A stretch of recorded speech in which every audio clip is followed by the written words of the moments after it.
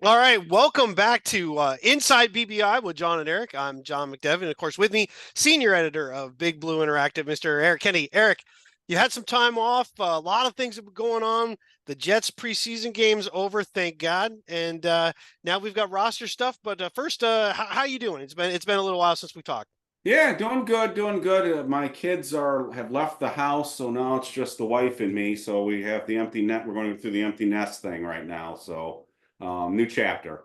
Nice. I'm not going to say I'm jealous, but we've picked up some since then.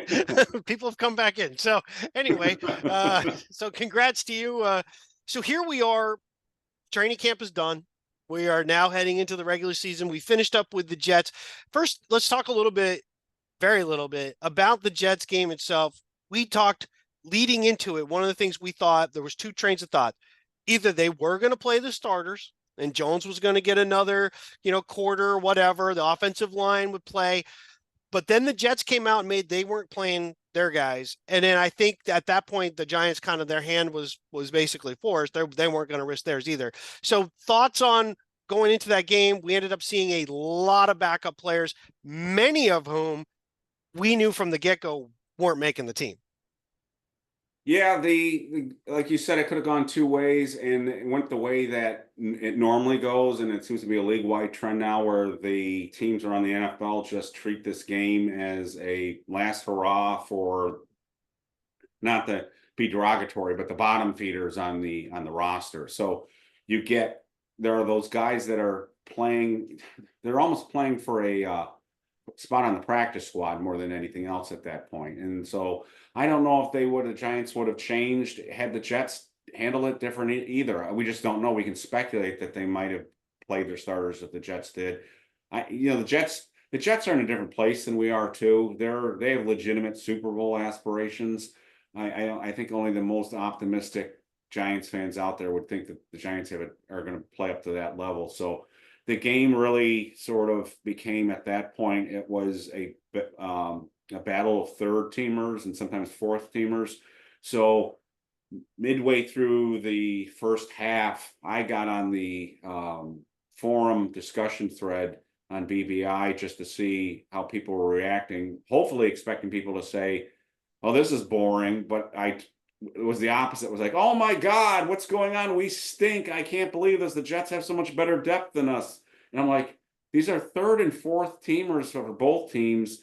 Maybe the Jets do have better depth. They should. They're a Super Bowl caliber team if their quarterback situation remains what they wanted to. So I just was shocked that people were taking it that seriously, given who was on the field for both teams. I guess I found it a little bit embarrassing. It was not even second team guys. It wasn't even the backups. It was the backups to the backups, and sometimes the backups to the backups to the backups. So I was like, what are we getting all upset about? So, but the only thing I got out of the game was two injury scares, one with John Michael Schmitz, one with Evan Neal. It looks like, knock on wood, that those weren't significant. And then the other thing was there were a few guys that made a statement, like the new linebacker that they got. I can't even think of his name now. KJ. Cloyd. Yeah. Yep. Yeah, I don't even know the guy's name. Yep. And he was 16 tackles. That's incredible. Two tackles for a loss. He had a really good game. Tamon Fox played a really good game. But again, those guys really played a really good game, and they ended up on the practice squad. Right. So that's what I was saying. So they were basically trying to make an impression so they could be on the practice squad. So I wouldn't make too much about. I don't think anyone in the league made too much out of their games. The fans did for some reason, but that was my take. Yeah, it's the Alex Bachman syndrome. Yeah. You know, you can make a lot of plays and a lot of stats, and you took advantage of the opportunity that was presented to you. That's true, but the opportunity presented to you was against another team's third, fourth, fifth level guys that probably aren't making it either. So what you were playing for is hopefully to develop on the practice squad, to be seen by somebody to put you on a squad. That's why I have a hard time with the folks that were really freaking out over the Giants, the lack of depth they were bringing up at safety and some other stuff. And I'm like, we were already three safeties down into this game. We weren't Right. playing, Newman, Pinnock, Belton. Those guys weren't really playing. you're playing guys we just picked up. It's not only their ability or what level they are, it's the fact that they're surrounded by a bunch of other guys that are barely hanging on to their NFL dreams as well. So you can't expect a lot. And like you said, off before we got on the episode here, the Jets only scored 10 points. It's not like we got blown out 50 to 3. You would have thought it was 35-3 based on the reactions that were Yeah, going. So it's and again, yes, the Jets outplayed the Giants, but again, most of these guys are either on walking or on the street right now, or they're on the practice squad. So, the one guy I will single out too is that Benton Whitley. He made the 53-man roster, right. and that might not last, but he had a really strong preseason. And this game just, was sort of the exclamation point for him. So it was a big game for him. So again, I when I wrote the game preview, I said this is a game for individual effort if the starters didn't play, and that's what it turned out to be. And so I don't think we should spend too much time on it. Sure. I think this kind of does go neatly pivots into what we really want to talk about, and that's the kind of the final makeup of the roster. Right. This game plays into that only in the very final spots of that and going into the practice squad. So that's what I took out of it. So yeah, and I think that's a great pivoting point. I'll add one thing to that is there were a number of guys that were playing in that game that if you go back to 22, they might have been playing on the actual roster. There were guys that played in that game that we cut that were part of that team. So the depth has improved. It's just not to the point where they're not the Ravens of a few years ago. They're not the Giants of 86 when you're playing guys, your fourth string linebackers probably could play for another team. We're just not there yet. So let's talk about that. So we went through the game, all the preseason games, and now we get to cut down day. First off, were there any surprises to you? Were there some people you thought, I thought that guy would make it, and I thought that one might not? Yeah, sure. I think, there were things that I got wrong. I don't think there were too many of them, but there were things that, like, and the one that stands out again, I talked about in a number of podcasts. I thought Miles Boykin would make the 53, and he made the practice squad. Right. Cy was right about, and we didn't. I don't think you and I pegged him to make the team, but we were wondering. But Turbo Miller got to the practice squad. We didn't know if they were going to carry 4 running. I don't think we said they were going to carry, but Cy, remember when he came on, he said, if we're worried about the 4th running back, that's way down on my worry list. So I think it was very interesting that tied in with Miles Boykin was Bryce Ford Wheaton made it. And he's a guy that he must have been doing stuff in practice because we didn't really see it in the preseason, which again doesn't mean that much. But we weren't hearing a lot of noise from him. We heard some noise about him from OTAs. There were people like Paul Dottino and John Schmelk that were saying Bryce Ford Wheaton played really well in the OTA practices and some of the closed practices. But we didn't hear any reporters or people that camp going, wow, Bryce Ford Wheaton's really lighting it up. So he's big, he's young, he's coming off an injury. He can play gunner too.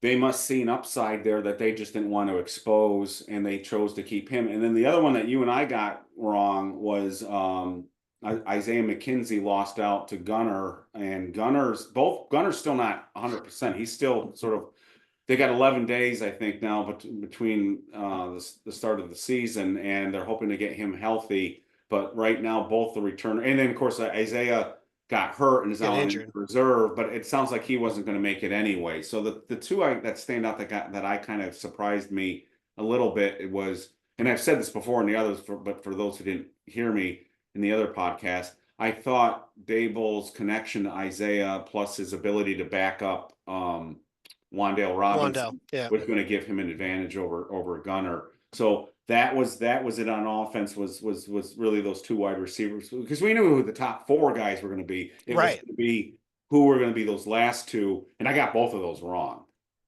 Yeah, I'm quite frankly, I'm surprised. The injury may have played a role, but McKenzie seemed like a guy they were kind of using early in the preseason. So you thought he might be 5, Right. at least. Right. And then they were using him as a punt returner, using him as a kick returner, and then Gunner got hurt. You kept bringing up because people kept saying, well, he's a fumble risk. Well, Gunner in the past has had some issues with that Right. too. But I'm beginning to think that there's a comfortability level in terms of the almost a Phil McConkey level of comfortability of I know he's going to make the catch and he might fair catch it, he might not, but he's not Right. going to drop the ball because he's busy thinking I'm going to break this one. And McKenzie did kind of muff a couple, so that could have played a role there, but I think the injury cemented it. Right. And then Boykin, I'm surprised because I thought the way he played specials, his size and Ford Wheaton's are very similar. The difference I think might be the contract piece, whether or not you want a veteran with a guaranteed contract, throw him on a practice squad. If we see all of a sudden Boykin's on the team starting in week 3 or 4, and then Wheaton may get cut or move to the practice squad, that might have been just a money deal all along to not have some guaranteed money. Yeah, because remember, Bryce Ford Wheaton doesn't have a lot of tape out there that would have other teams going, wow, we got to have him. Right. But teams know about Miles Boykin. They know about his special teams value too. So that was again another thing that surprised me. I thought they would hold on to Wheaton, but hold on to him on the practice squad. And it just and so I'm looking at the offense real quick here because I wanted to focus more on the defense because I think the offense was going to always be sort of set. They had, the debate was were they going to keep 2 or 3 quarterbacks. They kept 3, and we can go back on these, but that's to me, I thought they were leaning in that direction. You and I and other fans too were discussing 3 or 4 running backs, and there were arguments for both. But I think they made the right choice there because obviously nobody was really interested in Turbo once they see the beauty of this is we see so much overreaction. It happens every year where, oh my God, why did the Giants cut this guy? I can't believe they let this guy go. And the Giants players never get claimed, which is kind of a damning indictment on the Giants too. Right, But right, not right, that right. many, but not that many players get picked up either, league wide. So none of the Giants players got picked up. So there isn't anybody going out there. Wow, we made a mistake on that guy. So I don't know if you want to comment on. Yeah, I do. I will drop in just a non Giants thing real quick. Brandon Ayuk just got paid 4 years, $120 million. So it looks like he'll be staying with the 49ers. So that'll have some Oh, ripple effects, I think, across the league. yeah. And I'm sure in Cincinnati, the Brown family's not overly thrilled to find out that another huge deal was Oh done as God, yeah. Jamar Can you Chase imagine wants his what that money. contract can be? Yeah, yeah. So yeah, I think the big thing to me, there were a couple of surprises, and I think it started at tight end.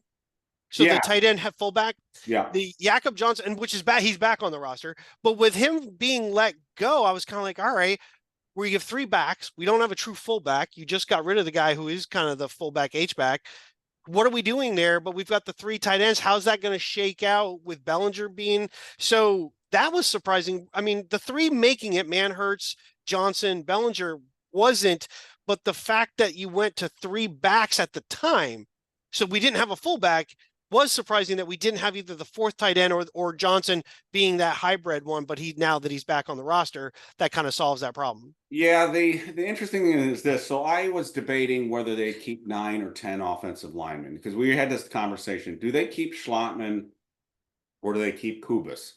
And who do they expose, to again, Kubas might have gotten picked up by some. There's a dearth of decent offensive linemen in the league. We all know it.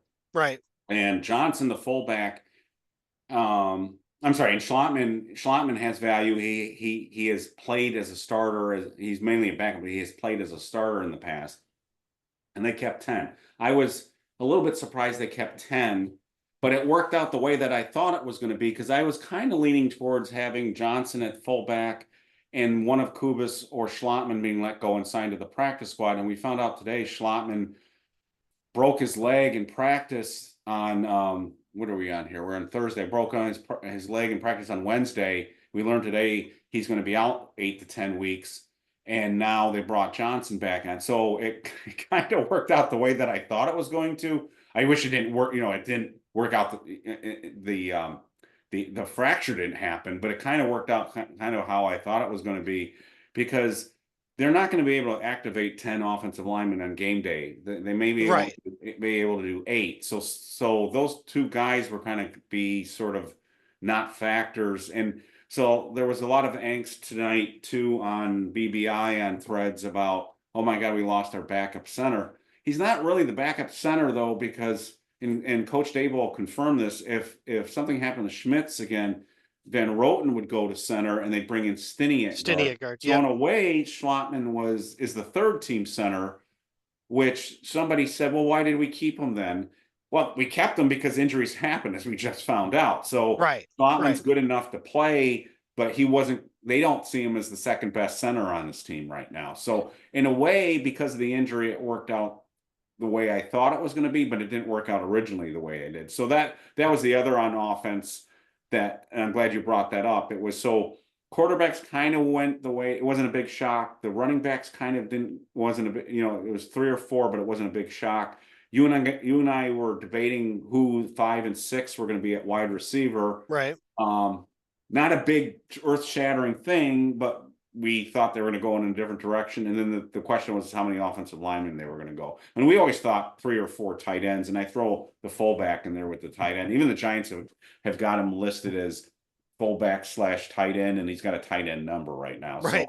So they're kind of interchangeable. I mean, he's going to be kind of like Bellinger. They've got Bellinger. You and I have talked about this before. Bellinger's more of a move tight end right now, and that's kind of like what Johnson is. So I think you pronounced his name better than I. So it's not Jacob. It's I think I believe it's Jacob. I think German. The J has a Y. Yes. Yeah. So I got to get used to the new name. So that's all right. Yeah.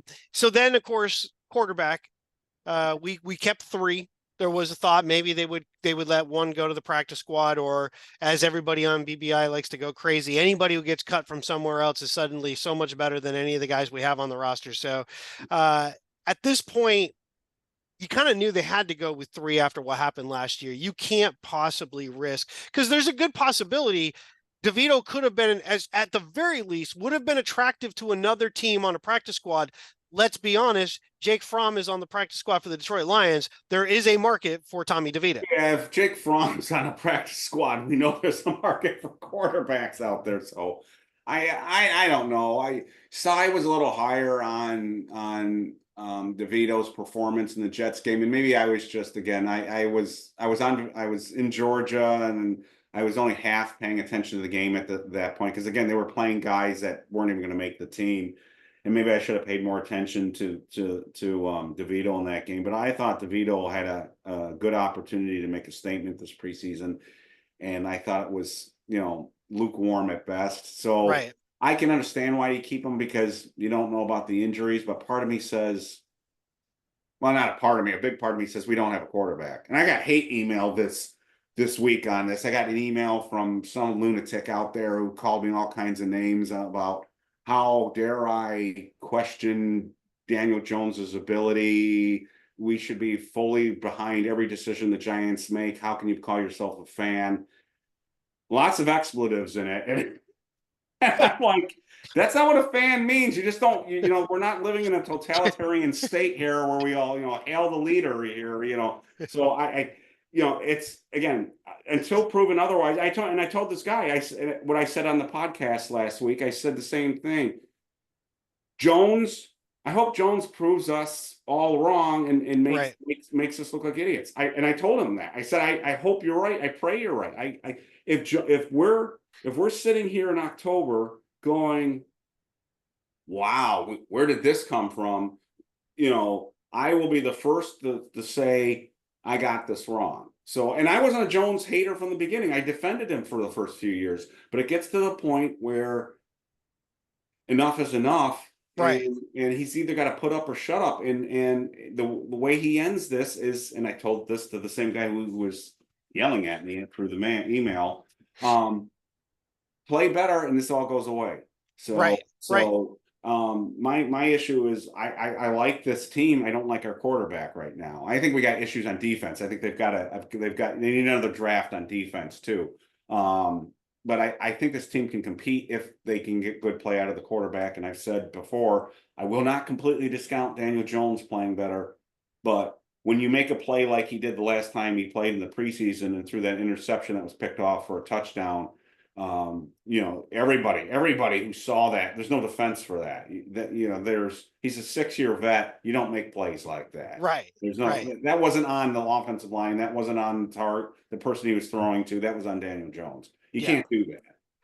So, we'll save some of that stuff for our season preview of where we think things will go. But overall, I keep seeing it in BBI. And for those who don't, because I mean, I do push this in other areas. If you don't know, BBI is bigblueinteractive.com. So if you have not been there, please go. You'll understand what we're talking about. I also got another email this week that said you need to tie in this podcast with the site more, and he's right. So we need to sort of say, hey, if you're looking for a website that covers the Giants, come over to Big Blue Interactive. Yes. Yeah. So yes, and the link is in the description. It'll be in every description. It's in the description for the channel.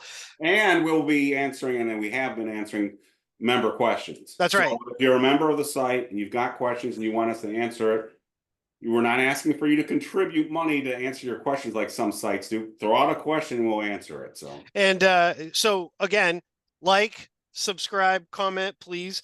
When we get to 500, I am going to give away a mini Giants helmet. When we get to 1,000 subscribers, I'm going to give away a full-size helmet. So, and no, it's not one of mine. I will actually get you one of your own. But we need to, we really appreciate it. We need those subscribers. It helps us. It helps grow the channel. So, quarterback wise, the thing I have a problem with some of the folks that are just kind of freaking out about it is they act like they're unbelievably surprised, as here we are finishing the last preseason game, that it's Jones, Locke, and DeVito. You could have been surprised in January. Yeah. Sure. Be surprised in February. Okay. April, March. The draft is over. The surprises are done. We knew what we had. The Giants weren't going to go through training camp and go, you know what? They told you in Hard Knocks. They told you in Hard Knocks. You got to see it behind the scenes. These are going to be our quarterbacks. They told you. There's a lot, and one of the things, someone brought it up today, so I don't want to jump around too much, but someone brought it up today when you look at over the cap and you see where we are. We're barely over the cap right at the moment. Yeah. Let me rephrase that. We're barely under the cap. I'm so tired of being against the cap. And I don't think it's that bad. But it's not. But I'm just tired of it. But the point is, though, the Giants, no matter what a lot of you think, I'm going to say your name because it's always fun and you always bring it up too. No matter what Go Terps thinks. We got to get some other posters in here. No, I know, but it was just funny to do that because he's mentioned it too. And it's, he's been a really good sport about it. I really do. I actually appreciate some of the back and forth, and the comments lately have been much different. Yes. The people that run the Giants, they're not stupid. They know what they're doing. They know that there's a lot of money. Well, they know the business of it. They know there's a lot of money being played. They know what they're trying to juggle. Right. It's just some teams are a little bit better with what they're doing because they can afford to do it right now. But someone's going to come calling pretty soon for the Cowboys. They're over right. They're under. I keep saying over. They're under the cap right now. They're significantly going to be over very soon. They're either not going to have a quarterback, they're not going to have Parsons, or they're going to pay those guys and be handicapped severely. They just paid Lamb. There are other teams that are like that. There are other teams below us, and the Vikings are one of them, that they're over the cap. So they've juggled what they want to. What would be stupid, what would be malpractice, what would be Shane should get fired if that's the case, is if they redo Jones's contract to make cap space. Oh, you set that thing. He's the only one left to do it. I'm still on the Dable Shane bandwagon. Agreed. If they did that, I'm off the train. Agreed. That's my point. So when people say, "Oh, why?" Yes, but if the Giants go and do that, then they're really committing to Jones. You and I have talked about this both just in the site before we got back doing the show, and since we've been doing podcasts. The Giants left themselves an out. They left themselves an out. He had 2 years to prove himself. The first year was a disaster. This is year 2. They gave more tools. If this doesn't work, Shane has everything to walk up the mirror and go, we got to go a different direction. And we saw Shane say that on Hard Knocks too. He admitted it. It. The thing that drove me crazy today on the site, there's a really great thread suggest people go over there. If you're listening on YouTube, go over to the website. BigBlueInteractive.com. Yes. Plug. On one of the New England sports writers, Simmons, who's really plugged in, said the Giants offered 1, 2, 3 draft pick this year, 1, 2, 3 draft pick next year to get Derek May. I don't care what the deal was. So the question on the debate on the site was a second and a third round pick in 2025 also part of the deal? To me, almost that's moot at this point. It's just further confirmation that we know. The biggest takeaway from that is it's more confirmation that they tried to move up and replace Jones. Right. So can we completely take that off the table now? Yes. We know that now. We know they do. We know they tried to replace Daniel Jones. We can't even debate that at this point, but people are going to keep debating it. So I don't care what the terms were. They were serious terms regardless of it. It's the 2 1s, 2 2s, the 2 3s, or you take out the 2 and the 3 there. It was a hell of a deal. It was a hell of an offer. Right. It was on the table. New England said no because they're in quarterback hell as well, and they took the quarterback. So we'll see how it works out. But we know for a fact the Giants moved up. So some of this has got to go away about. Well, it won't, but that the Giants won't move on from Jones. They're trying to move on from Jones. Again, we know that. We know that. So. I think that I can't prove it, but I believe that all the signs point that I am correct. This fallacy, this I don't even know what you want to call it. This crazy thought that Giants fans have that Mara loves Jones and is forcing the Jones thing. It's an urban legend. Mara loves Saquon Barkley. Right. He wanted to keep Barkley. He literally was talking to Shane about, well, that doesn't, they're trying to come up with 12, 13, 14 million a year to keep a guy. And Shane's like, I'm not going to have my $25 million quarterback handing off to a $12 million running back. Right. And this is where you and I are going to disagree a little bit. I don't know what Mara thinks about Jones, and they didn't tape it. They taped the Barkley stuff. I don't know. But what I do know is this: we were afraid of Mara calling the shots. We don't know what he did in 2022, but we know this. I'm sorry, 2023, but we know in this offseason he may have pushed, like we know with Barkley, for something, but he didn't get his way. So that was a good thing. Now he may have used moral suasion and whatever you want to call it to try to bend Shane and Dable to do what he wanted, but he didn't. Ultimately, he let them do what they wanted. So that's a good thing too. So I agree with you in that sense. I just don't know.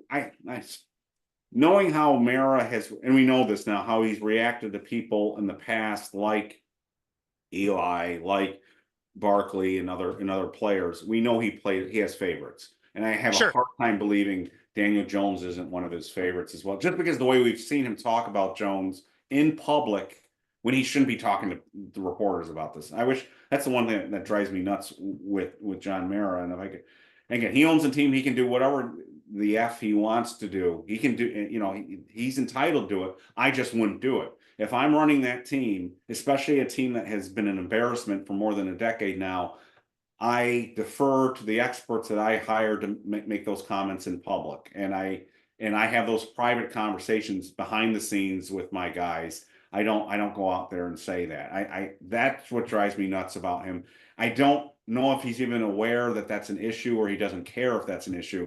But sometimes I just want him to, shut the blank up and just don't say anything. So, but we did cover the defense. We should talk about the defense too, the surprise too. Sure. So before I just wanted to finish up with the quarterback piece. Sure. I think people are you're overreacting for the wrong reason. We knew the boat that we were in, and we're in it. The only surprise so far is we only saw Locke for a little bit, and he didn't look good, and he's been injured since.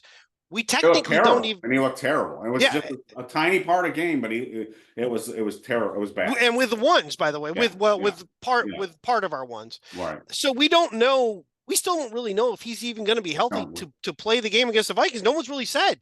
No. So our Again, quarterback room is our quarterback room. don't assume Daniel Jones is going to be able to play a whole game. We don't know. We Right. know Right. he could tear his ACL again in the first quarter, and we may be looking in a way. Oh no, because that's got contract ramifications. No, yeah, don't. We'll get into that when we do our. You and I are gonna do a show previewing this season, and again, I want our listeners to know it's not going to be all bad because we're Right. actually a lot of good things to say. So those people sending me the hate email, wait for it. Just we have some good stuff to say too. So shameless plug before we switch over to defense.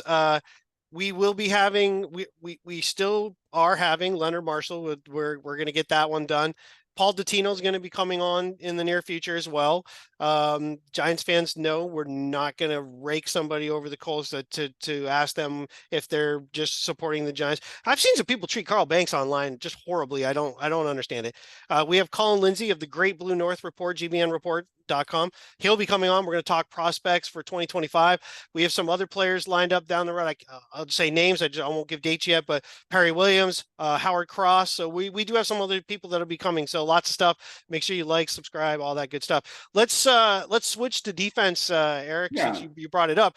Let's go back to front. Let's start on the back side of things, because I think that's where the biggest consternation is with Giants fans in general. Is first off, our safety room is a little thin, but I mean, I think we've got 3 quality. It's just, what do we have beyond that? But we have a lot of youth.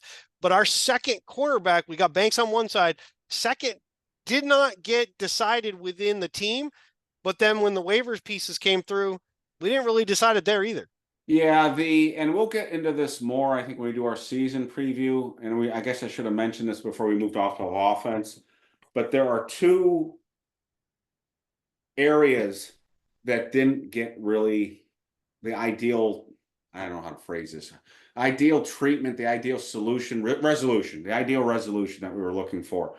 One on the offensive line, I think we all feel better about the offensive line, but they didn't play together. The first team offensive line really never got to play together. And we know from an earlier interview, very early interview in training camp, or it was OTAs, where our new offensive line coach, Carmen Brasillo, said, I don't want to get late in the camp and not have this settled. Well, here we are. They know who the starters are going to be. They just didn't get the chance to play together as a first team unit together at all. And that's a little unsettling.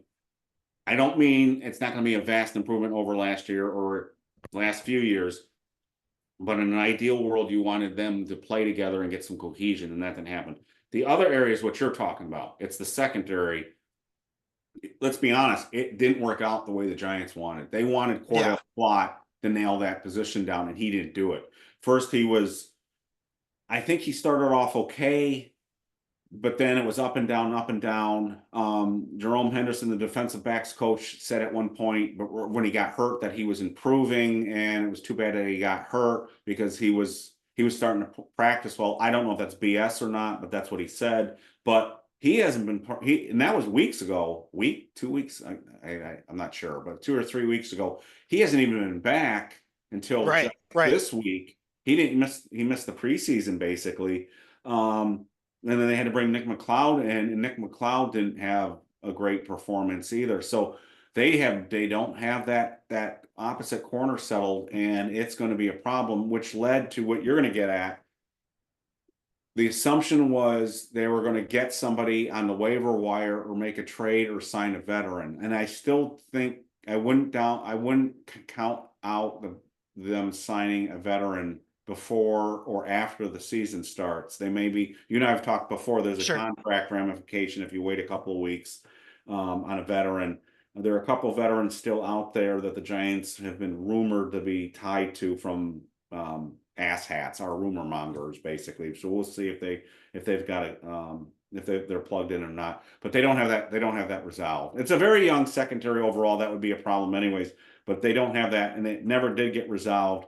And by the time they were playing the Jets, a lot of the guys that they were counting on who made the team weren't even playing in the Jets game because they were a little nicked up, like Trey Hawkins and Cordell Flott, and they didn't want risking Nick McLeod. And so the guys that ended up making the team weren't even playing in the Jets game. None none of the Giants corners that were in camp landed on the practice squad. That tells you that they thought they were garbage. So that's why I was getting pissed off with fans in the corner forum saying our secondary, who they were thinking that we were going to count on about, in the Jets game, they're not even on the practice squad now. So they've got a couple corners on the practice squad now, but they're from other teams. So Right. Right. Other guys. So yeah, and the cornerback position, that side, that one side of the field, yeah.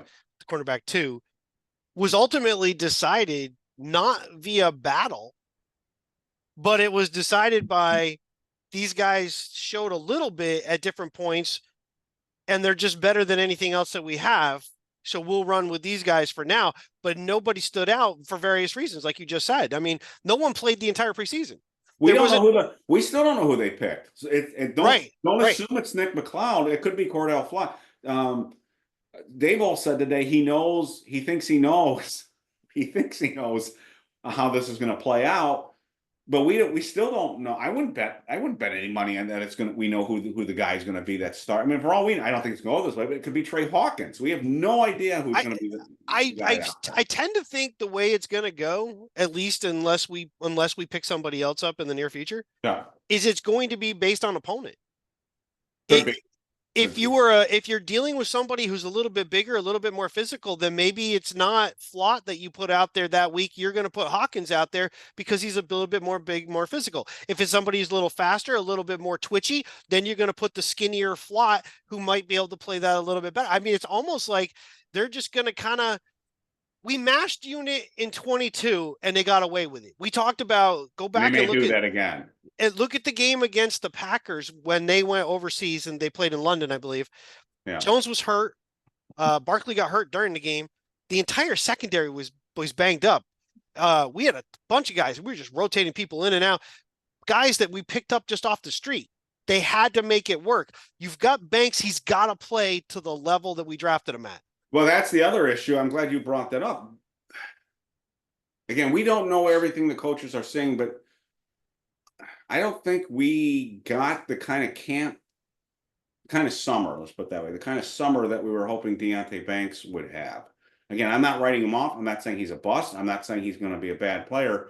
He didn't get destroyed. I mean, again, he's lining up against neighbors in practice, and sure. And so iron sharpens iron, as they keep saying. Right. But I think we all kind of were hoping that Deonte Banks was going to wow everybody in the preseason, and he hasn't done that. So the jury's still kind of out on is he going to be just a decent starter, or is he going to be more than that? But right now, he's not one of our problems, but you'd like to think that he's going to be more than not just a guy, but more than a decent player. Right. We're hoping he's going to be a shutdown corner. That's what he was drafted to be. If you look at I'm looking at the roster right now.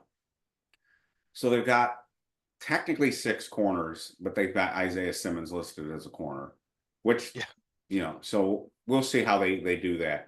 But we're really talking about 5 guys: Banks, Drew Phillips, who's our nickel, McLeod, Flott, Hawkins. That's it. And these were guys that were there, except for Drew Phillips, that were there last year, and they're young and you want them to develop.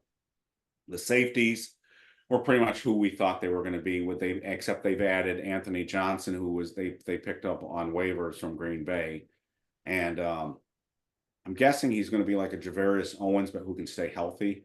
Javarius Owens' problem, and Javarius Owens may not be back. They cut him and they didn't put him in the practice squad, and we liked what we saw from him.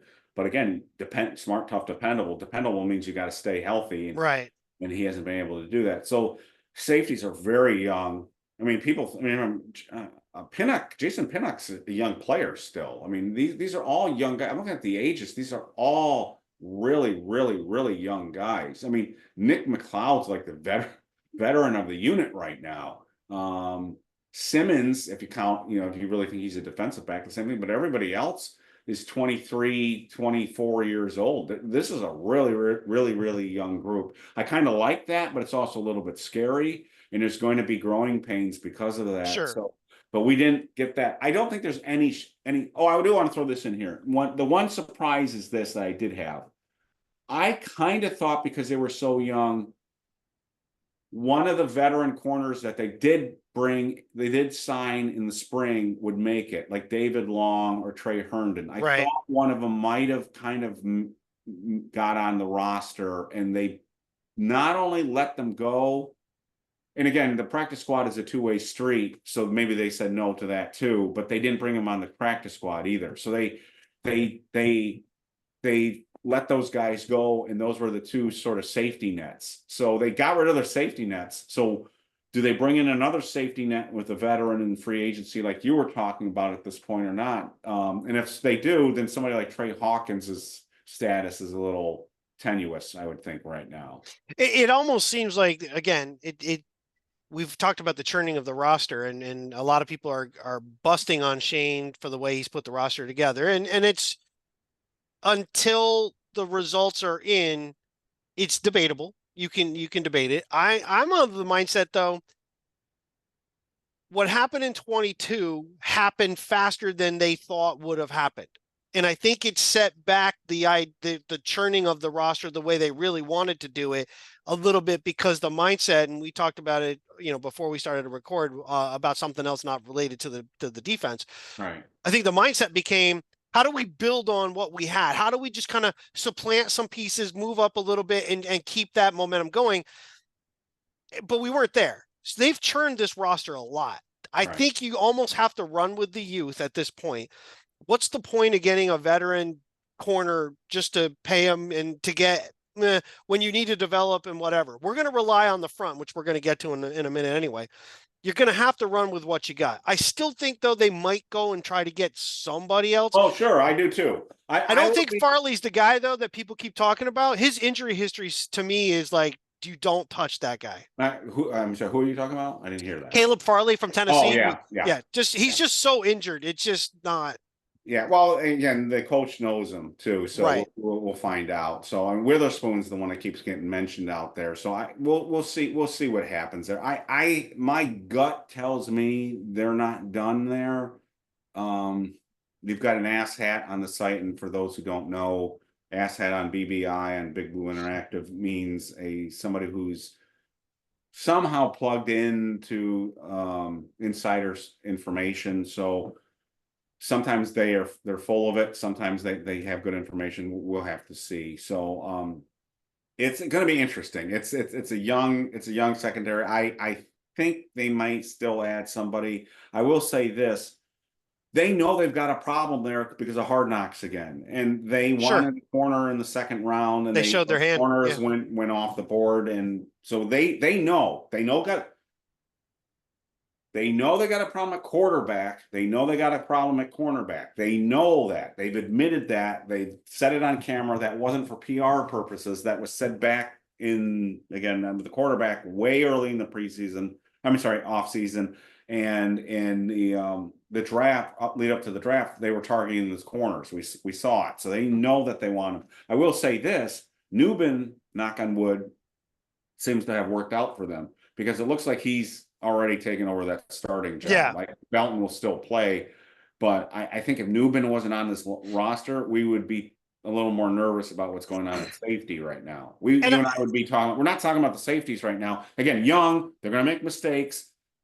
I'm just waiting for somebody to, during a game early in the season, somebody's going to get burned like a Nubin or a Belton or somebody, and people are going to be like, "Oh my God!" Again, when you have young players, they make mistakes. Sure. You just have to. Even the all-time Giants greats made mistakes. The Jason Sehorns and the Michael Strahans and all these guys, they didn't play particularly well early on, and sometimes too. So you just have to keep that in mind. You can't always have everything. No. The 1989 Giants started the first game of the season. They had, I believe it was Kenny Hill started at one safety. Myron Guyton was the other. Myron Guyton was an 8th round draft pick. Right. 3 weeks later, it was Myron Guyton and Greg Jackson. Jackson was a 3rd round draft pick. We had 2 rookies starting at safety. Yeah. You had a corner in Mark Collins who was only drafted in 86. They were young. They relied on the front side of that defense. They relied on the other players. That's kind of where we're at. Now, the one thing I will say, that youth hurt, but look what those guys became because they played. So Exactly. when they got to the Super Bowl, those guys beat the crap out of the Bills in the Super Bowl, pounding the crap out of them in that game, and they were instrumental in winning that game. But they went through the growing pains that allowed them to get to that point to become valuable players for the Giants. So Though that's I would be remiss though if I didn't say that they also had Sheldon White at corner, who was very young and decided that they needed to go sign an over the hill Everson Walls in the offseason to yes, play that corner spot. But right. you're right though. But here I wanted to ask you this though. Would we be as worried right now if we had if Phillips hadn't been injured and missed a little bit of time? If we had seen more of him, if he could have played more, would maybe that be comfortability? Because he's a guy we were going to count on in the slot, but he missed time. He was injured, so you kind Yeah, of that's didn't a get to really see good it as point. much. That's a really good point. And he's going to have to actually go through some more growing pains because he missed that time. I really like him. What I've Yeah, seen of him so far, I really like him. I think he's going to make mistakes early. That's a really, really tough position to play because you don't have the sidelines. Your opponent can go inside, outside. You have to play the run. It's just a it's a tough position. I like his demeanor. I like how he handles things. I think he's not going to be a problem. But again, they start off with Minnesota. That's a loaded team. They got, we'll talk about their quarterback situation when we get to the previews on that. But they he's a guy that you're right that he could have changed the narrative here too, because you had Isaiah Simmons. You talked about that one preseason game where yeah. Isaiah Simmons was trying to cover somebody out of the slot and he couldn't keep up with him. So yeah, so we'll see. I mean, I think we covered the secondary. It's going to be a work in progress with the youth. The question is, do they ride with what they've got? And they decided to add at the fourth safety, which again, don't make too big a deal out of. You're talking about a special teams player at that point. But they decided to swap out Javarius for the waiver wire pickup.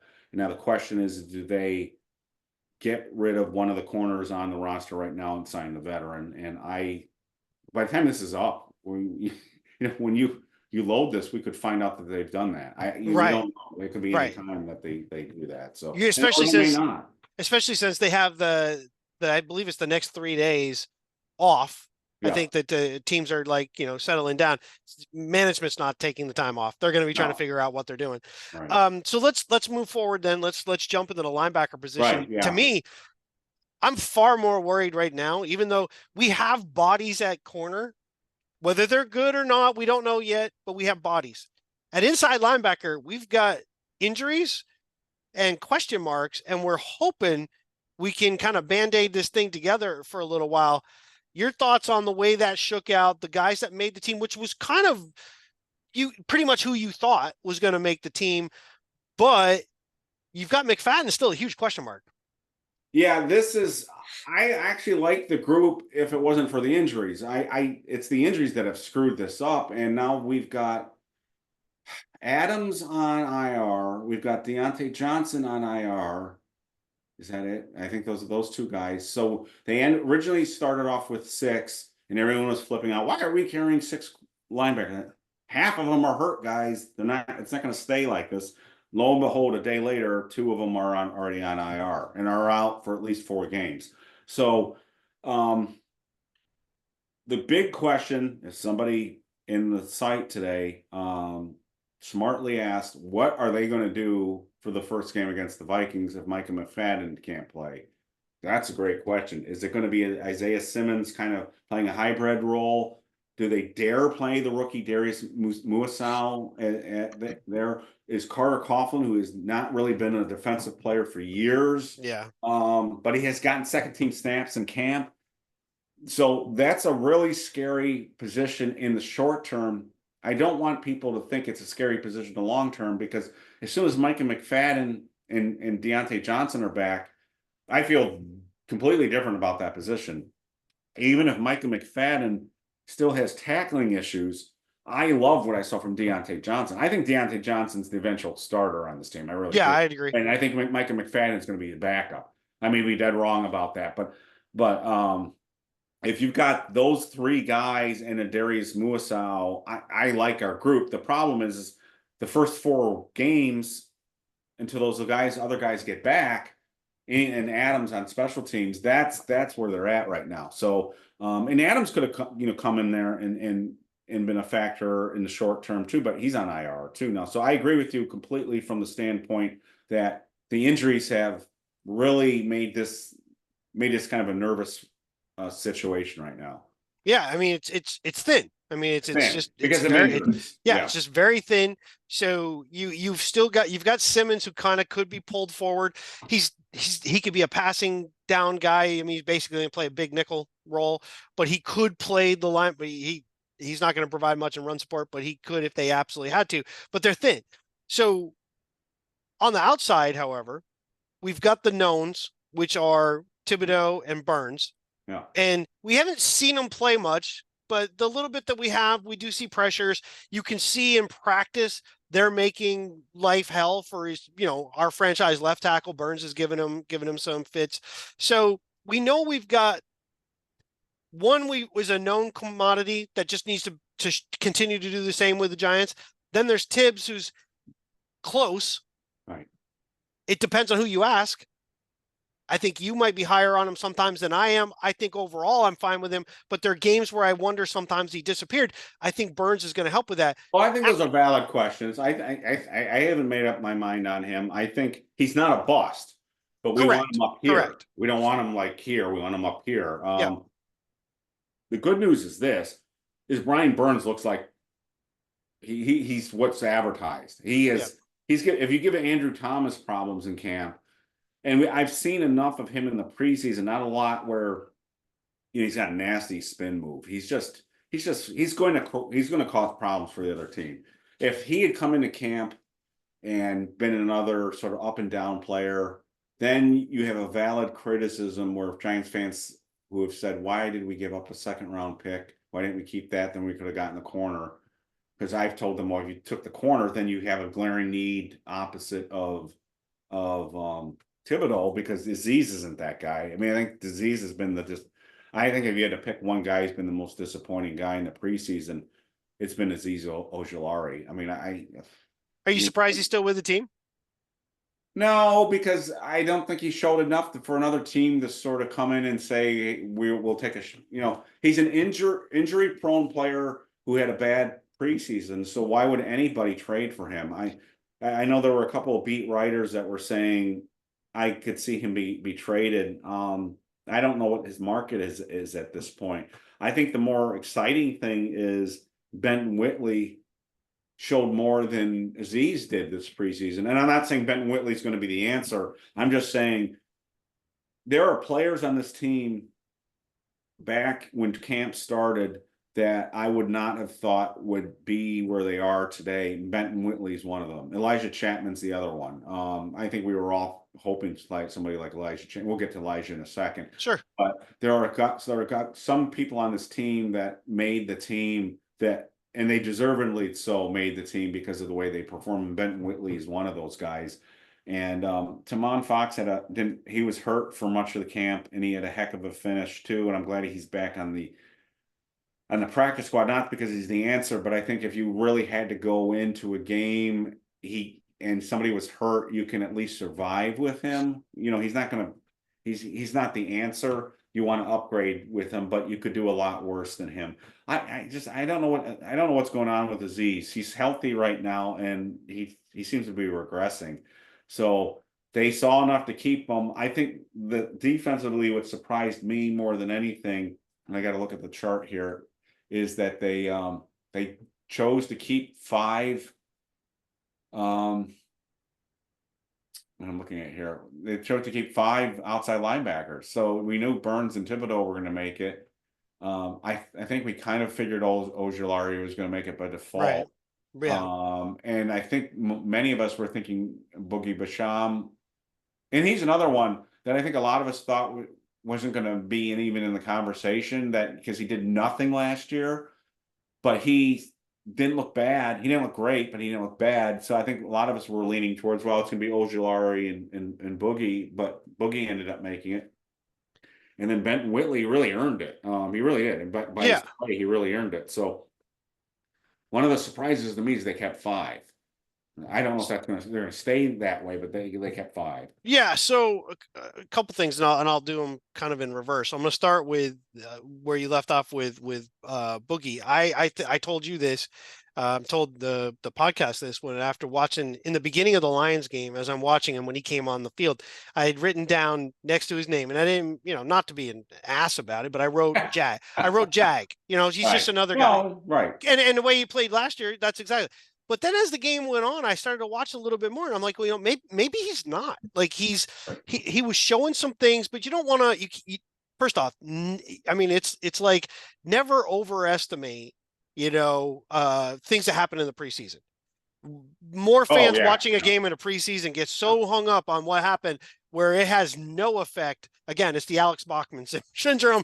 You can have 11 catches in a game and get cut the next day because they know that you're not getting 11 against starters. So as you watch them, one thing I noticed about him, see if you notice the same thing. In Wink's defense, we had Jihadi Ward, which was essentially a defensive end playing kind of a stand-up linebacker Right. force on the edge. He wasn't really a pass rusher. He was there to be kind of an enforcer in the run game, whatever, and he was one of Wink's guys. And it's almost like they had Basham kind of come in, and he was bigger. He seems to have lost a little bit of weight. He seems to be a little lighter now, and he's more fluid than he showed last year. He was very stiff last year, and you see a much different player in this defense than what I saw of him in Wink's defense. Maybe that's just tying two things together. But And I've wondered. This is pure speculation, and it might be way off. He was a Buffalo Bill. He right, was tied with Shane, and I wondered if that was a guy Shane brought in that Wink didn't want. I don't know. I don't know. He looks and feels like the similar player to Jihad Ward. So when they brought him in, I said I could see that he's a younger version of that. But they buried him. I mean, he didn't have any role on that team last year. I think it got to the point where he wasn't even active for games. And again, I know it was a low pick, but I really treasure all those draft picks. sure. So I was like, why did we trade a pick for him? For this Why guy, did we pick a pick for Simmons? Just keep those picks and hopefully you get somebody that will come in, a young guy. But so Wink leaves, new defensive coordinator comes in. We kind of see in Hard Knocks again, they cherry pick, so we don't know who they ought to talk about. But they mentioned Boogie, they mentioned Isaiah Simmons. And you've talked about before, was that did they choreograph that? I don't know. But obviously the two guys that they talked about are still on this team. right. The only thing I will say is this: there's a noticeable drop off when Thibodeau and Burns aren't on the field and they have to go to the backups with the pass rush. Sure. It's just we don't. There are things they're going to have to. So I said earlier in the video, there are things they're going to have to address in the draft on defense, and it's at all 3 levels. They need a corner. They need a better edge backup. They don't need a starter, but they need somebody who can come in and get some heat on the quarterback. And they need another defensive lineman up front to round out this defense. So there's still a draft away on defense. And of course, if they have to trade up for a quarterback, that's going to make that hard. I don't know. Well, that's a conversation for another day. But they're thin at linebacker inside because of the injuries. I'll be happy where they're at when people get back. They're thin outside, unless Benton Whitley's really a revelation. Yeah, unless he's really, and again, physically he looks the part. So maybe we get lucky there. I don't know, but you normally don't get that lucky, and sure. you have to fix that. So that's where I'm at right now. Is God willing, Thibodeau and Burns stay healthy, and we don't have to worry about that. So that was point one with Boogie. So the second point you brought up, people talking about, well, why would you trade the 2nd round pick for Burns? We need cornerback. I'll say this: you can scheme coverage far better. Oh, sure. When the quarterback only has X amount of time to throw, then you can cover while you're attempting to rush with guys that aren't really that good, and you're hoping that somebody can get there, because your options are, you either hope that they can get there within 3-4 seconds, which is an eternity for a quarterback, or you're blitzing, which means you're now not going to be able to cover. You can't cover guys forever. Right. So if I'm going to live and die with a sword, that sword's going to be the attacking sword, not the guys that are just going to cover. So especially the Giants, you're in a zone defense, and they're in a zone defense, right? The Giants had to make a choice, and Thibodeau is who he is up to this point, Right. but I don't think he's a guy that was going to take it that step further without another guy. Well, a lot of guys aren't, but a lot Yeah. of I'm sure Lawrence Taylor, even Lawrence Taylor, and again, we're teasing again the Leonard Marshall interview that we're going to do, but and he had George Martin and he had Carl Banks and he had other guys, but I mean, Michael Strahan had O.C. Umenyiora and he had Justin Tuck and he had at one point Matthias Kiwanuka. I mean, you got to have other guys. You can't just have, because if you can have that one guy, you can take him out. You can take scheme him out of there. Unless you're Lawrence Taylor, you can take anybody out. You can't. Right. Yeah. Right. You can scheme guys out of a game. And you kind of had to make the choice. Burns, to me, is a perfect fit for right now when you've already locked in a guy on the D-line. You've got your interior guy in Lawrence, and you're spending a lot of money on him.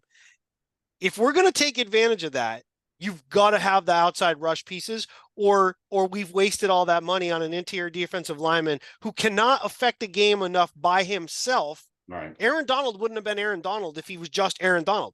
They had to have other guys around him to be able to get to the quarterback, to allow him to do what he did, which allowed other people to play.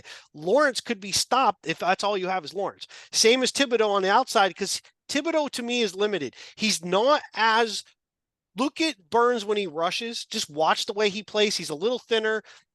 He is quick. He is bendy. He's Gumby out there. Sometimes you see him kind of going around guys, where Thibodeau's a little more stiff. He doesn't have that hip bend. He doesn't have that ankle fluidity. He's a stiffer guy. He's power. He can get around, but I like Burns. He's a big deal. He's going to cover for a lot of stuff. The big thing is he can't get injured. If he gets injured, now we're in big trouble. Yeah, and that's the depth issue. So one thing, just to finish this, because we should finish up with the defensive line, is I don't really understand why Carolina let Burns go. I know there was a contract issue there, but young guy, not a problem off the field, not a problem on the field. They weren't playing with a lot of leads there, and the guy's a good player, and you don't normally get a player that young in free agency, in the trade market that cheaply. And remember, at one point they were asking for 2 number 1s, and somehow the Giants got it down to 1 number 2. I don't know. I wish we'd seen more of that in Hard Knocks. How the hell they got that from? And I get it. There's a contract involved in that reduces the price. I get that, but he's to me he's another first round draft pick in terms of quality. If I hope he stays healthy and he's able to show what he can do, because he's better than I thought he was going to be. Let me put it that way. I didn't think he was going to be as good as he is. And again, it's preseason, it's camp. We'll have to see how it translates to the regular season. But I'm not worried about him. He's he's a building block. You look at the Giants roster, and there are guys on this roster now that other teams would want. Andrew Thomas, Dexter Lawrence, Brian Burns, I put in that category too. So, and I think he comes off. Don't kill me for what I'm about to say. Right. He comes off extremely intelligent. He's very articulate. He seems like a very natural leader. He walked into a locker room that he wasn't a part of, and guys are looking to him. He's taken over. Yeah. Thibodeau has really attached himself to him. It's almost like he's going to bring that a little. The one thing I always wondered about Thibodeau, and I think it's a question some of people have thrown out. Again, we're from a distance, so it's really hard. Does he lack that extra fire to be great versus just good? Yeah, and with somebody opposite of him who might spur that on and kind of give that to him, I think that's been nothing but huge. Well, I think he could walk up to him in the huddle and say, "Come on, you raise your game. Yeah, we need you. I need you. Get to the quarterback." And Thibodeau will listen to him. If Azeez Ojulari has that conversation with Tibble's going to be like, what the hell are you talking about? So, Right. Maybe if you were on the field. yeah. So, I mean, so he's got that gravitas to be able to pull that off. So, no, I'm on board 100% with what you say. So, again, he's a building block on that team. You just hope they stay healthy. There are guys on this team that will dramatically change the course of this team if they get hurt. Dexter Lawrence is one of them.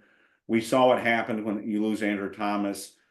Burns is now one of those guys. We're hoping that there are going to be other guys now, the young guys that take that next step, and maybe not at that level, but they're going to be a notch below those guys. Sure. So we'll see there. And then again, now just to finish up on defense, and we should probably wrap this up, is I don't think there were any shocks on the defensive side, defensive front at all. I think that, we were debating whether there's going to be 5 or 6, and they decided to keep 5, which makes sense with the defense that they have. I think the guys that they cut, that they wanted to keep, they kept on the practice squad. So I don't think anything was major there. I think we all thought Chapman was going to win it by the end of the preseason. I know you were a little, you weren't fully on board until later in the preseason on that, but Dexter was going to make it. We knew Roches was going to make it. And then it was a question of whether Jordan Riley was I don't want to say playing himself off the team, but I don't think he took the step forward that we were hoping. Right. That he's still around there. So Davidson, I think, is ahead of him right now. Sure. Yeah, Chapman, my biggest thing with him, I guess, is the opposite of that is just size. It's Size brought that up. Yeah. And it's really hard to picture if we had injuries in a game and he had to go and play 3 downs, or at least the first 2 downs, if it's possibility of heavy running, that's a scary proposition. But if we get into a pass rush situation, his speed later in the game, his quickness is going to cause fits for some people, especially with what we have on the outside. That hustle play, I don't care. You can put that highlight reel on anything. I have never seen a guy that big, other than Larry Allen years ago, chase down a DB. Oh, yeah. Yeah. I mean, he ran that dude down like full sprint, chased him down, and he started on the opposite side of the field. So he's coming all the way across. Like it was pretty impressive. Yeah, and I don't want to overrate that play because I don't want our highlight plays to be 30-yard gains by 40 yards down the field, make a tackle. But it gets back to what I was talking about with Cy a little bit, and Cy agreed with me on this. I like it when Cy agrees with me because it makes me look good. Nice. There aren't a lot of players with that size, and I wonder if that presents problems for people because they're not used to it. So people are going to say, what doesn't make any sense? What I mean by that is he's so low to the ground and he's so hard to get he might be so hard to get a hand on sometimes because he's got natural leverage and he's quick. So he just may cause problems. And again, a year from now, he may not even be on this team. So I don't want to build him up too much so we don't know. But I think it's a cool story. So we'll see what happens. I still argue that they are one really good defensive lineman away from having an elite defense. If they can get one, I was looking at the roster there. Sure. If they get one guy to get next to Dexter, who's a nightmare to block. Now, hopefully Chapman's that, but I'm not going to bet on that. Again, if he turns into that, that's great. It's kind of like the Daniel Jones thing. If Daniel Jones, but if Chapman turns into like another Randall with the Vikings, then we hit the gold mine. I still think they're one defensive lineman away from holy hell. The Giants can drop 7 and we can't block their front 4. That's what I want, and I think they're that's even more than corner. I want another corner, but I'm kind of old school. I want to have that. You and I are kind of the same age. Remember the front that Philadelphia used to run out there when they had Clyde Simmons and Jerome Brown and Reggie White and that group. And Mike Pitts. Mike Pitts. You couldn't block. You couldn't block them. Right. And that's why that defense was so good. So I want that. And I think everyone wants. I was going to say Shane Bowen wants that, but everyone would want that. Who doesn't want Reggie White on their team? So that's where I'm at with that. I think overall there were no big surprises on defense, other than they didn't get I don't think it was a surprise. I think it was a fear. They didn't get that second corner resolved. They didn't do that. Chapman is a nice story, but he's a backup. Benton Whitley's a nice story, but he's a backup. I don't think we're in a place where we're thinking somebody, and we were all hoping Newman would press for a starting job. So I don't think there were any big surprises. Yeah, I don't think so. And Whitley too. One thing to keep in mind for week one, at least, he's a former Viking. So he's a guy who has a little bit, he's got some inside info. He's got some, these guys, he's played against some of those guys. He's practiced with them. So, he provides a little bit for this coming week. We'll see beyond that, how much he sees the field. If they don't make a move later, once some other guys get healthy in the middle, do they make some move? I don't know. I think overall the defense, it shook out kind of the way we expected. Rogers made it to the practice squad, which is kind of what we thought. We hoped from a little bit that we saw. He was too raw to say he was going to make the team. Davidson is the better physical player than Riley, but I don't know if he has the upside if everything comes on board, because I think he's a little bit limited. But Riley's got to prove it. Let's keep in mind, Riley was a late draft pick that wasn't on a lot of if you looked, again, what do we know? But in all the different magazines and the different sites, Jordan Riley wasn't listed as a guy that was going to be drafted. He wasn't part of that group. So the Giants kind of dipped in a little bit. We'll see. We'll see how that plays out. I was just hoping he would take a next step forward. Sure.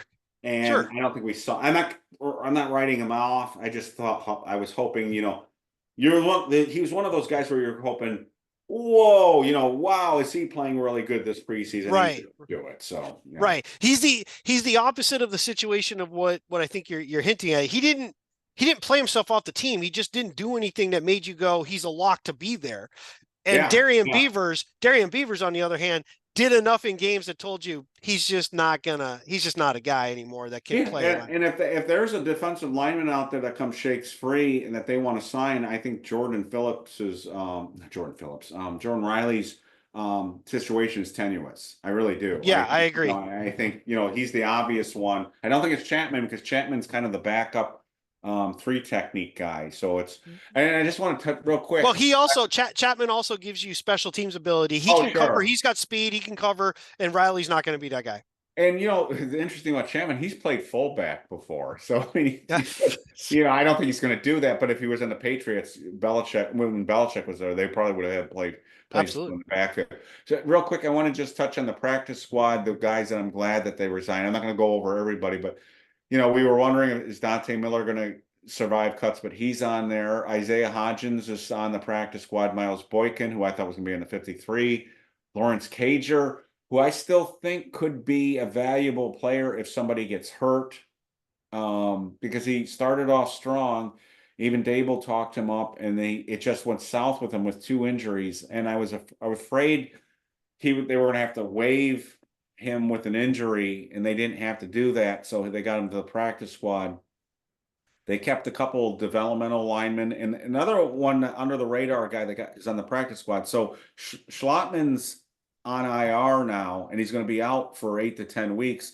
So Jimmy Morrissey is a center who he's not a schlub. He's not great, but he's somebody who could come in an emergency and play center.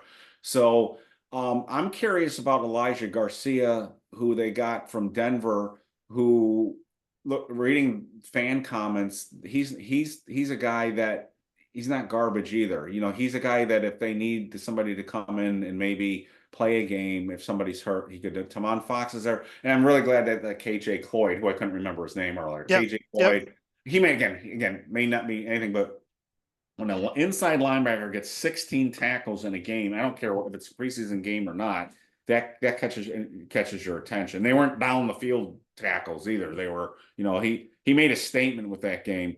And then Alex Johnson is on there too. There are a number of other players, but I think the practice squad is filled with some guys that actually, if they have some injuries, could come into a game and fill in for some people. I noticed that it's funny on the wide receivers, Hodgins and Boykin, they're 2 of the bigger wide receivers. Yeah. So it's not, so clearly these are guys, if we move from Ford Wheaton, because they obviously want somebody else with size. that's part of why you keep him around. So you've got those. I'm a little surprised at the Marcellus Johnson just because he really didn't do much. Yeah. Miles, but let's not forget there very easily could be somebody else later, offensive line wise, Oh, brought on sure. board if they want to, a vet that you don't sign early, that Yeah. you don't And want to people commit to. are really desperate for offensive linemen. That's what, and I really like Jalen Mayfield, but he got hurt. So I wonder if at some point they bring him back once they had to waive him injured. So he can't resign with the team for a while. So I wonder if like we get in October, November, if Jalen Mayfield doesn't replace somebody like Marcellus Johnson at that point. So, And I thought one thing too for folks is on BBI, which is bigblueinteractive.com, by the way. Please make sure if you haven't gone there, please do. Subscribe, like, and Yeah, that's right. So don't forget for the channel, please like, subscribe, leave a comment. People don't send take hate mail. people, yeah, right. People take, if you do, send it to Eric. But if people take a guy at this position and they're like, I can't believe we kept this guy over him at a whole different position. They're not sitting there going, oh, you know what? At 52, we're going to keep Schlottman. 53, it's going to be whatever. Oh, Turbo didn't make it. Yeah. Turbo was competing against the other running backs and whether or not there would be a fourth running back. He's not competing with the 10th offensive lineman. He's not competing. It's not a 1-for-1. They didn't go, we keep you over him. Right. It's we needed this position Right. over that position. And he's the fourth guy. If he was better, and I'm not saying he's bad, but if he was better, then he comes in over Tracy, then he comes in over Gray, but he's not. Those guys are ahead and they only went with 3. It had nothing to do with he lost to that particular player. And again, he lost at a position. It's what Cy was getting at, and we tend to, and I fall victim to it all the time too. We overrate our own players.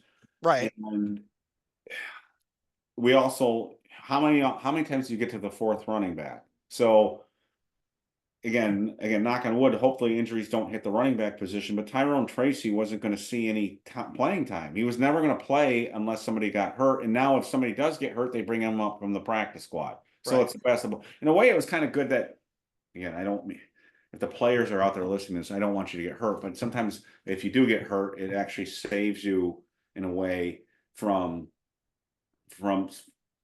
getting picked up by another team. So, he he had that hamstring issue, and he was more explosive early in camp than he was later in the preseason. And I think it affected him somewhat. And in a way, he didn't get to show other teams what he can do. So in a way, it worked out for the Giants this way anyways. And again, he's another guy who may not even be on the team next year. And it's not a big deal. I mean, he was a guy that played at Columbia who didn't even really play his final year in college. He played like 8 snaps or something like that when he was at South Carolina before they said he was ineligible. So he sat out a year. The fact that he's even on an NFL team right now is a miracle. Right. We're not talking about somebody from Ohio State here. We're talking from somebody from Columbia who's tiny. And I'm glad he made it because I like his speed, and I think he's a little tough little son of a gun. I'm glad he's there. So, but it also wouldn't shock me if you and I are doing the show next year at this time and we're like, remember that little guy we had, so he never made it. He never made it so fast. It was, he was so fast. So, I will say preseason reminds me just of how crazy some of it is. I was watching, I know for a fact it was the Broncos game. And at this point, I think Zach Wilson was now in, which people were like, oh, look what Zach Wilson can do. When I'm like, he's playing like 3rd and 4th stringers and just launching a ball down. Let's not get over. But where I was going with this is that in the huddle, as they're bringing him in, here comes David Sills. David Sills is still bouncing around. He's trying to make the Broncos. And sometimes you wonder, like, in baseball, you kind of have guys who could be in the minor league for like ever.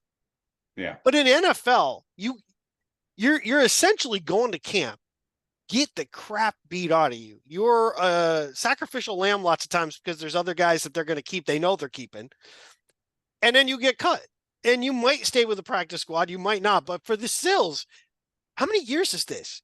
He was with us for what, 3-4 years? I don't remember. Bills he before was that. Daniel Jones's best friend in the offseason passing camp. So credit to him. He's, again, these backup contracts on the practice squad, that's more money than most people That's make, true. That's true. so, I mean, I can't knock the guy. It's just, I won't knock the guy. He's doing what he's doing. He's doing as much as he can do with the God-given talent that he's given. It is funny that some of these guys hang on like that. So And and when I found Fromm was still playing, right. Well, I couldn't believe it. I When they couldn't got believe picked up, it. I'm like, I didn't even know anybody Yeah, wanted the guy, period, like at all. And yeah, now you're signing him to the practice squad for whatever reason. And you only and I believe the Lions only went with 2 quarterbacks. yeah. What if he's in So, the league 10 years from now? What if he's still there? I don't know. I'm not betting on it, but who the but hell that's the knows? thing where people get really wrapped up in the preseason, like things that happen in the preseason. I don't even I don't even remember the preseason games last year. If you ask me what happened last year in the preseason, I can't even remember what happened last year. I know we had one really good drive, and apparently that cemented Oh everything that yeah, we I thought was remember going to that. happen. My memories of the preseason are when we lose a Jason Sehorn. That's what I remember, or Zeke Mowat, Or Phil Simms, or Phil Simms. That's what 1982. I remember from preseason games. I don't ever remember, or that one. There was that one crazy game where we had won the game with an interception and the linebacker fumbled in the end zone and the other team won in the last, I don't even remember. It was Fossil Jacksonville. here. It's And it was Jacksonville. like, yeah, it was Jacksonville. It's And Jacksonville. that's like, I don't know why I was so mad. It was a preseason game. I was like, you got to be kidding me. So I just, to me, get out of the, what I'm glad is this, and we should wrap this up because we're going long. What I'm glad is this is other than the Jets game, I think they had a physical summer with the joint practices and with the second preseason game. I even think with the first preseason game that they played a few starters and they got good work in that. It's getting to the point where I think the NFL's got to wonder if they're even going to play the third preseason game anymore because it's not taken seriously by these teams. I'd rather have joint practices at this point. And Right. I'm a football junkie. I like watching, but that's garbage. I can't even imagine being a fan and paying for a ticket and going and watch the Jets and Giants and at MetLife for that game. That was garbage. I mean, that's just they should let people in for free if you're going to do that. Yeah, no, I agree. So we'll wrap it up. We do have coming up Colin Lindsay, which we're going to be doing very soon. Yep. That's going to be a draft prospect. We're going to kind of take an early look across the landscape, but we will focus on quarterbacks as well. So we'll be doing that. That'll be coming up this weekend. We'll be getting that recorded. We still have Leonard Marshall to get done. Next week is Paul Dottino. We have our season preview, the full season preview, where I know you don't necessarily like to do that as far as predictions go, but we'll Oh do our God, no. predictions. We just got us what we think. I Yeah. saw the site today. I refuse to put mine on there until we do it here. And then we'll do obviously a Giants Vikings breakdown of leading in of what we're going to be looking for. So we got a lot of stuff coming up. And in the near future, Howard Cross, Perry Williams, these are guys are going to be coming on. So yeah, I think for now, that's the roster. That's our breakdown. And the next step is let's get through this weekend and hopefully nobody crashes an ATV or does anything stupid like that. No, And we don't come say back with that. a Jesus full Christ. roster to start the week off for week one. But anything else to conclude with your No, roster breakdown? it's going to be an interesting season, and it's the Daniel Jones season. It's going to be this is do or die for him. And I know people are saying, "Oh Christ, yeah, sure, we've done this before. This is it." So this is, I think the writing's on the wall. There are no more chances. If we're having this conversation next year, I may take a break from the because I don't want to do this again. You Yeah. remember when Shane said, I'm done with this with Barkley? I took 10 years off my life. I can't do this with Daniel Jones anymore. So if Daniel Jones is the next version of Phil Simms and he proves us all wrong, Great. fantastic. But I can't go through this again. We'll talk about that in the next game. I will promise fans this. Our preview show on the season is not going to be doom and gloom. Correct. We're going to have lots of interesting things. We're going to be balanced, and I think you'll be pleased about some of the things that we talk about. So And maybe we'll ask for people's predictions as well. It'd be And nice to kind of questions. keep track of it, and we'll have a Yeah. little fun with it. So, Yeah. so I guess for that, we'll call it a close for the Inside BBI roster breakdown. John McDevitt, Eric Kenny. Remember, please like, subscribe, comment, and make sure you go to bigblueinteractive.com, and we'll catch up with you again very soon.